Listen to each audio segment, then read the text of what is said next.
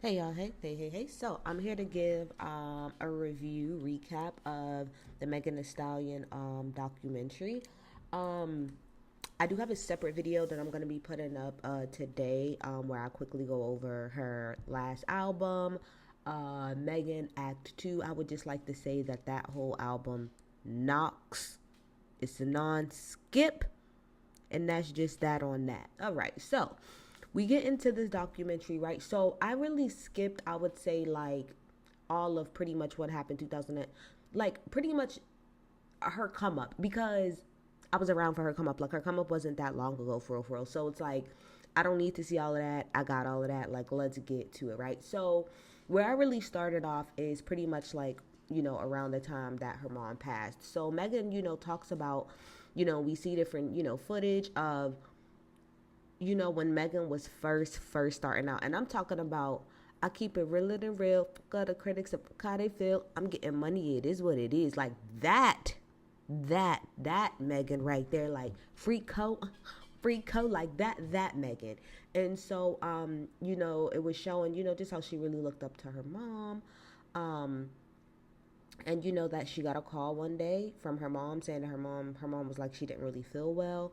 They go to the hospital, come to find out she has a brain tumor. And not that much longer, it gets to the point where she can't really talk, she can't do anything, and then Meg, has to pull the plug. I just want to say, like, going into this, that I have been saying this since this girl has came on this scene. I think the lack of empathy that people have for this woman across the board, but specifically with the fact, and I did a whole video on this, like going off about this whole subject right here, the fact that that girl does not have any parents, like alive. Like, I have both of my parents, so I cannot speak to like personally knowing that pain, but both of my grandparents passed within 2 weeks of each other, 3 weeks of each other. So I've seen what that type of pain can do to people. And it's just, I can't put into words. I could not imagine. It's specifically for Meg to be like literally as soon as she popped off is when her mom, like when she needed her mom the most, is when her mom was taken away from her. Because I truly believe if Megan's mom was still alive, that a lot of the shit that she went through, she would have not went through. Because as she said throughout the documentary, I did not have anybody to tell me, don't say this, don't say that, do this, do that, because her mom was taken from her so fast. And she talked about how, like, instrumental and like, how deep into like, the business that her own business that her mom was integrated in. So to have like pretty much your manager, your best friend, the person that's going to tell you how this needs to go, don't want or need anything from you, to now you have nobody. Literally at the blink of an eye, you have nobody, and your career is skyrocketing.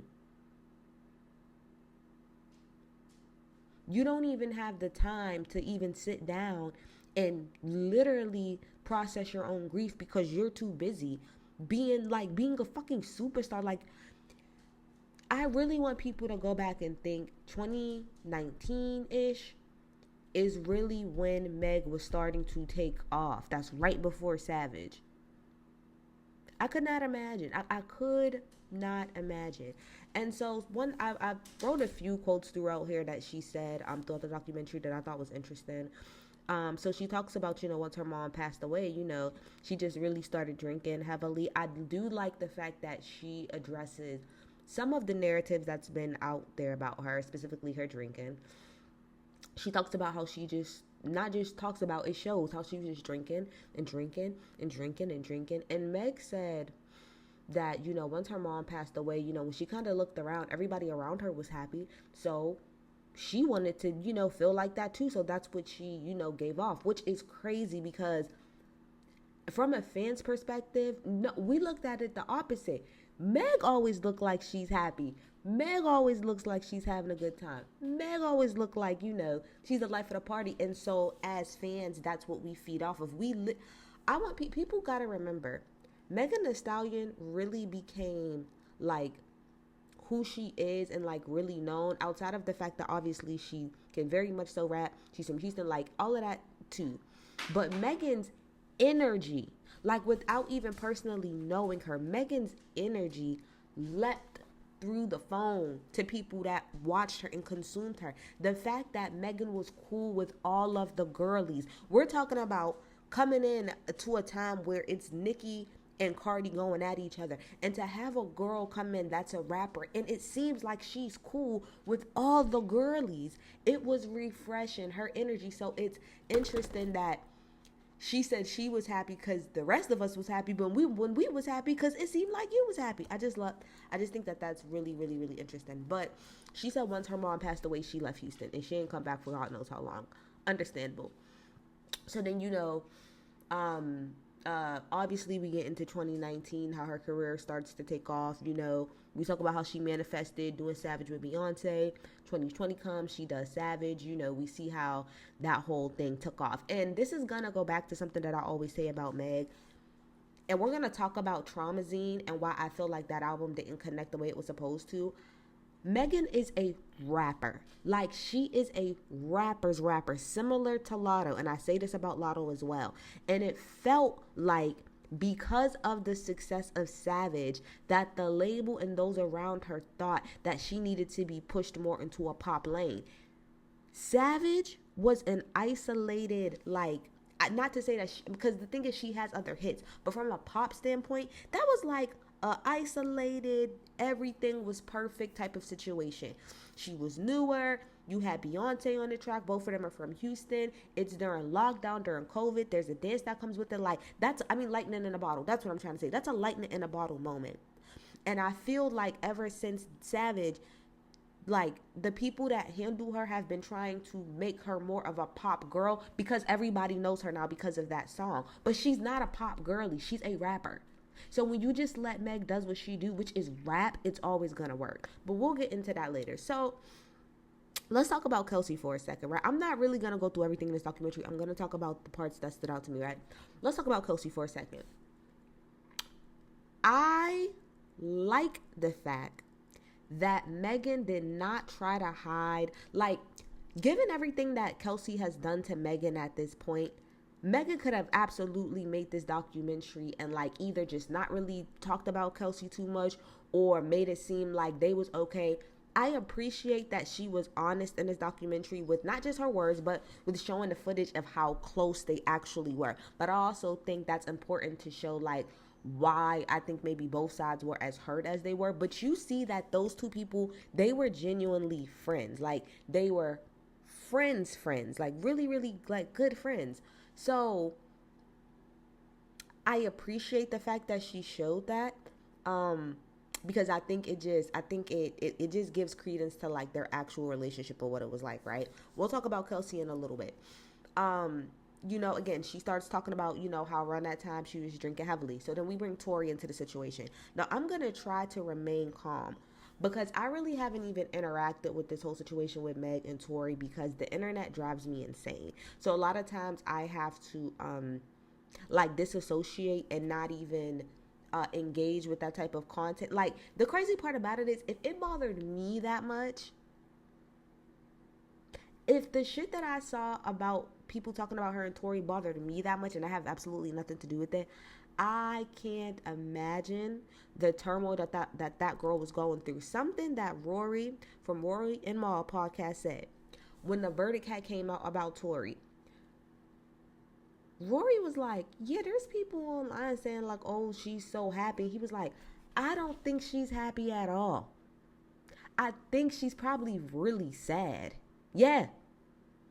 And as you've seen throughout this documentary, like towards the end, that girl, it's not a aha, gotcha. It's more of a vindication thing, but it's still sad. The whole situation is fucked up. It's not an okay situation. So she talks about how, her and Tori met. And again, her and Tori became very cool because they both had lost their mom. So they could, relate on that level.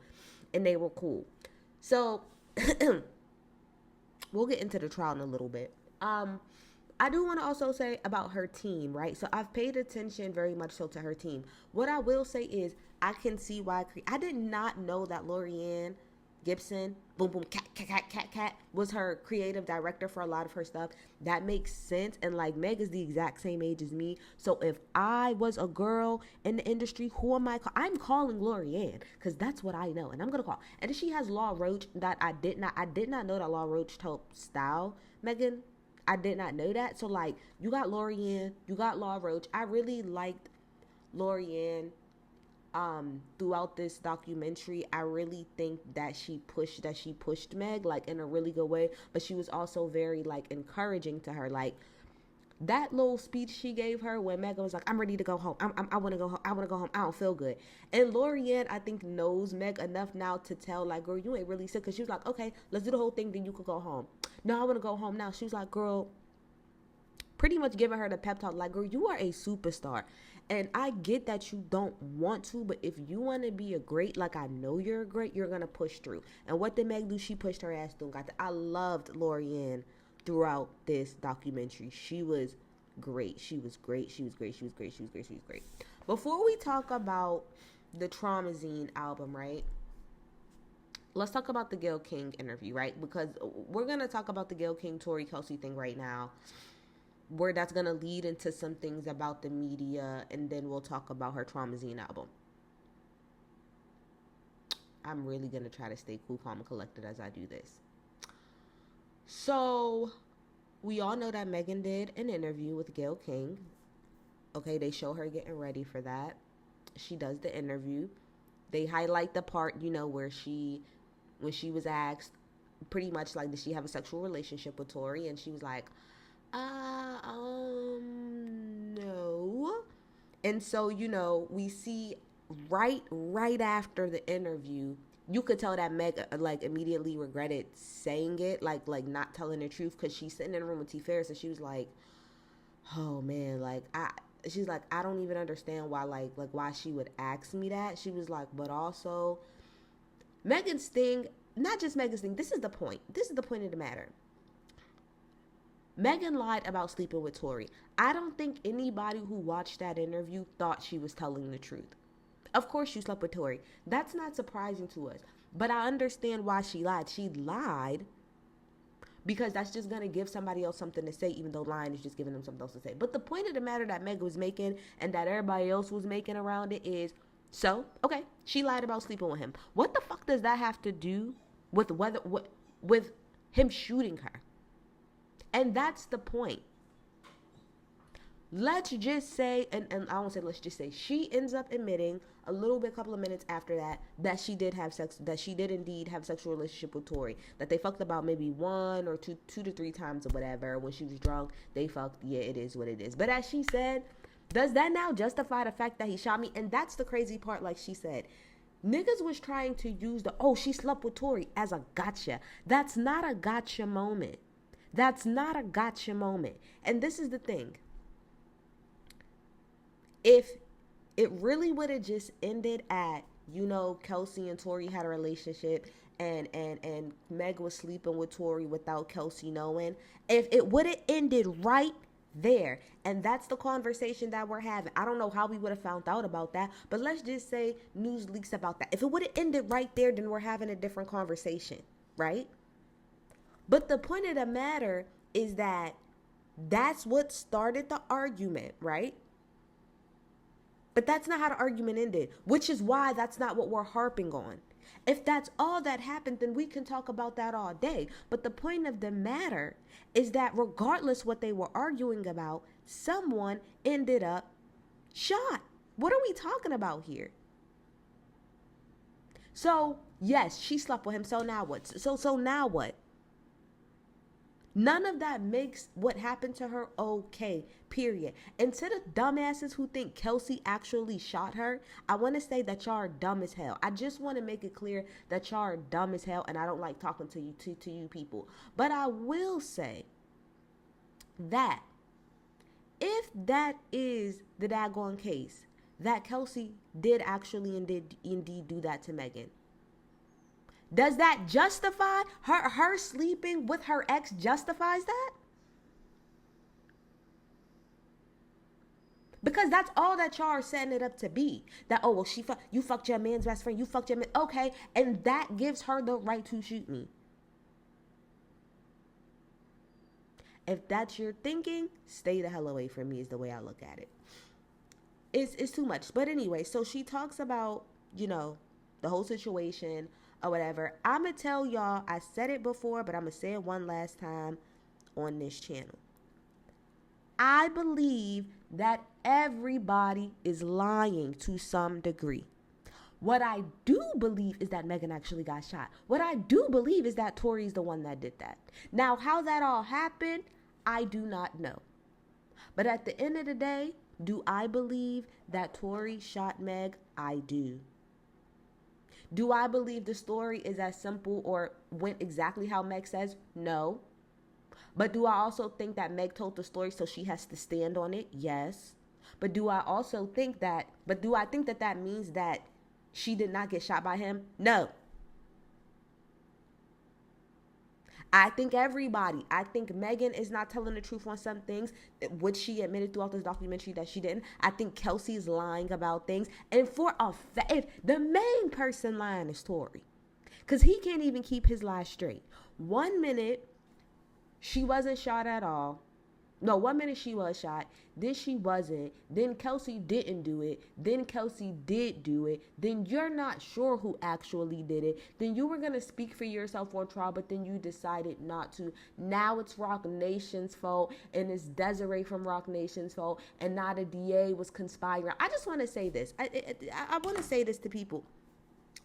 Tory Lanez is nobody important enough to be trying to set him the fuck up.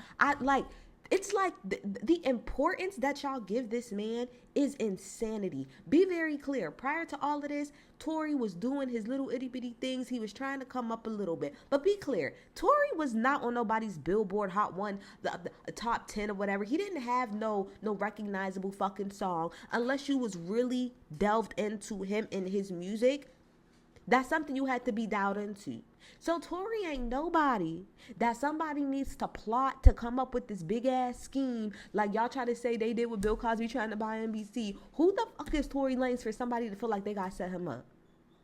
And I'm gonna say this also one time and one time motherfucking only. I wish what Meg did highlight is for the weeks leading up before she even hopped on that live, how him and his team were paying blogs to put out false narratives. That's why for weeks Meg didn't say shit. We love to rewrite history and make it seem like that incident happened. Then Meg just jumped out of the window and said that he shot her. No. She got shot. She didn't say shit. But Tory was running around and his team paying blogs, doing interviews and comments when she had said nothing at that time. So you want to play on my top? Now let's really talk about what happened. You niggas make me sick to my stomach. Let's go to the critics for a second, right? Let's talk specifically about Joe, because that's who I focus on my channel is Joe, right? So there was a lot of clips throughout this documentary, of Joe Budden, academics, a lot of different people. That one guy that likes skin guy with the glasses that my boyfriend watches I can't stand, that's a red pill nigga. A lot of red pill incel behavior going on, right? And I want to be clear about this because I saw somebody was like, oh, that's crazy that they're clipping up, like Meg clipped up Joe saying that he didn't like that girl. No, be clear. That's what he said and that's what he meant. They did clip it, but he did say that and it wasn't out of context. Actually, I remember that specific episode because what happened is that they were going on a rant. He was going on a rant about the whole Tory thing and everybody in the room was going back and forth. He was like, I don't like that. I don't like her. He just said that he don't like her. And it's been very clear. And let's be very clear too. Take the I don't like her out of there. It's clear that Joe does not like her. And the problem with the majority of media today, and shout out to Megan, because Megan is suing that damn person that I got blocked, Miller Largo or whatever, which is a blogger on Twitter, for pretty much spreading false information and false narratives about her. That person reposted that fake deep AI sex video of her. Get they asses. Get they asses, okay? It's clear. The reason why I feel like hip hop media in particular is so fucking bad right now is because it's clear who's being paid off, and it's clear, even if you're not being paid off, that you've taken a side in things. There's no sense of objectivity going into these things. Joe has not objectively critiqued Meg and her work for God knows how long. Now, he gave Cobra that song, the tens or whatever. But for the most part, Joe has not objectively critiqued Meg and God knows how long because he likes Tory. He's friends with Tory. Joe just said that during the Drake and Kendrick beef, he was on the phone with Tory. So it's clear that you have a side. So that's why it confuses me. Joe really tries to act and play stupid. Yes, there are certain people that you say good things about and bad things about, right? But it is also clear a lot of times that you take a side. That's why I made that whole video about when Cardi came at him, because Cardi was right about certain things. For example, you have aligned yourself with Nicki. So you do not critique Nicki the way that you critique Meg and the way that you critique Cardi. You do not. When fucking Bigfoot dropped, that was the biggest sign of how much you and Joe in particular has taken a side. When Bigfoot dropped, the way you just let Onika skate on that, everything that Joe has said about Drake throughout this Kendrick battle, about how everybody doesn't like Drake. So how is it that if it was anybody else and everybody else had a problem with one person, we would look at it differently. All of these people have a problem with Drake, and y'all think people just hate him. But you don't keep that same energy about Nicki. So back to the whole thing with Meg. The problem with hip-hop media today is that a lot of y'all, not all, a lot of you niggas stand on a side already. So when it actually comes to reporting objectively on somebody, you don't do that because you've already picked a side.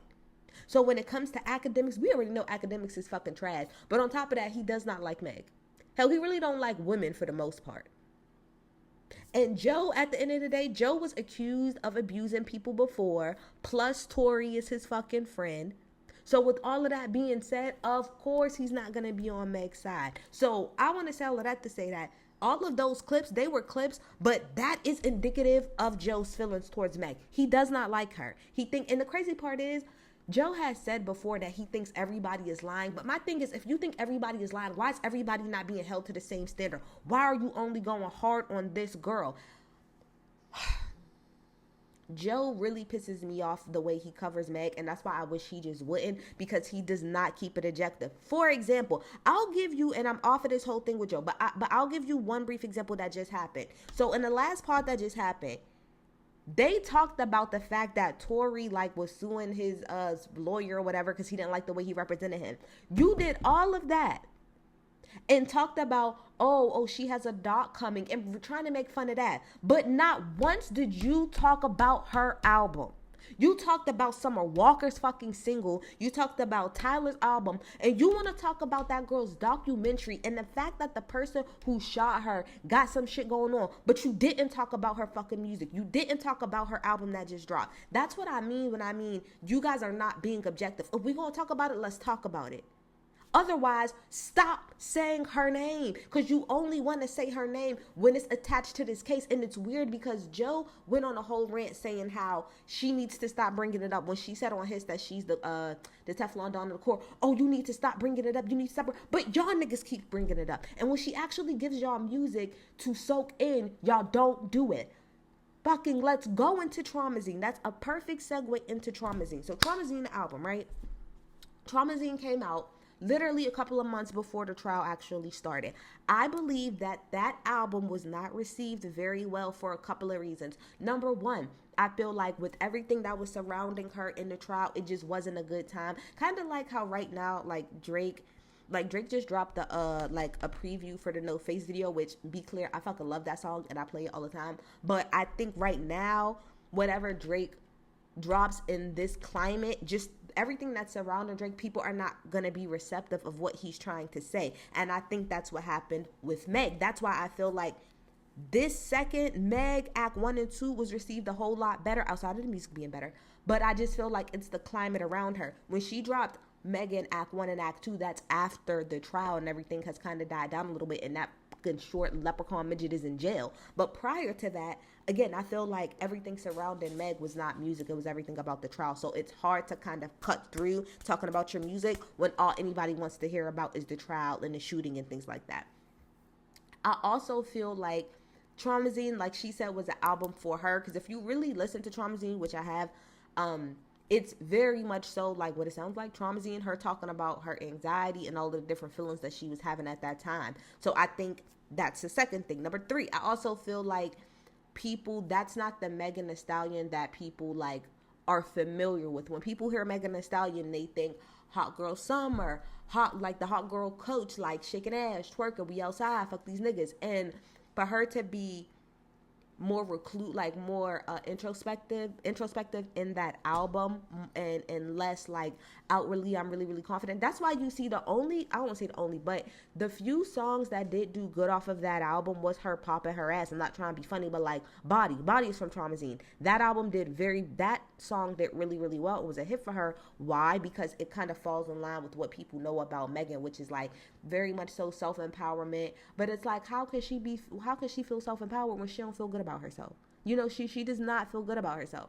I also feel like Traumazine leaned way too much onto the poppy side. I think similar to like Lauda, they was trying to push her to be more poppy when that's not what we know Meg for. Let Meg do what she do, which is rap, and it's gonna work every time. Every time you let her do what she do, it's going to work because it's natural, and y'all are not trying to force her or push her into something, you know, that she don't want to do.